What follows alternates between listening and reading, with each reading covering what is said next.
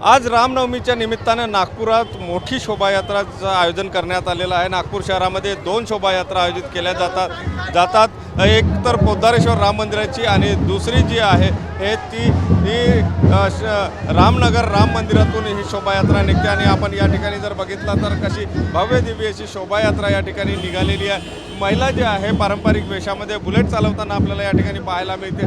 तर विंटेज कारसुद्धा यामध्ये असल्याचं चित्र आपल्याला पाहायला मिळते आहे। त्याचप्रमाणे वेगवेगळ्या संदेश देणाऱ्या वेगवेगळ्या झाक्यासुद्धा या ठिकाणी पाहायला मिळते। आपण या ठिकाणी जर बघितलं तर हनुमानजीची वेशभूषा साकार करून या ठिकाणी गरुड असो किंवा इतर जे आहे ते सुद्धा या ठिकाणी जे कॅरेक्टर आहे ते दाखवण्याचा प्रयत्न या ठिकाणी करण्यात आल्याचं आपल्याला पाहायला मिळते। आपण या ठिकाणचं जे दृश्य जर बघितलं तर आपण च्या काळामध्ये गेलो अशा प्रकारचं एक दृश्य जे आहे ते पाहायला मिळते आहे। आणि एकंदर या ठिकाणचं आपण परिस्थिती जर बघितली तर राममय असं वातावरण या ठिकाणी झालेलं आहे।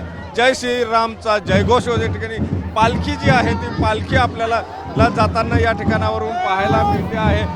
आणि जय श्रीरामचा जयघोष जो आहे तो मोठ्या प्रमाणात नागपूरकर करताना पाहायला मिळते आहे। नागपुरात एक प्रकारे हे अयोध्येसारखं राममय असं वातावरण झाल्याचं चित्र आपल्याला पाहायला मिळते आहे। सगळ्या रामच्या भक्तीमध्ये नागपूरकर रंगून गेल्याचं पाहायला मिळते आहे। कॅमेरामन साईसह सुनील लगे, TV9 मराठी, नागपूर।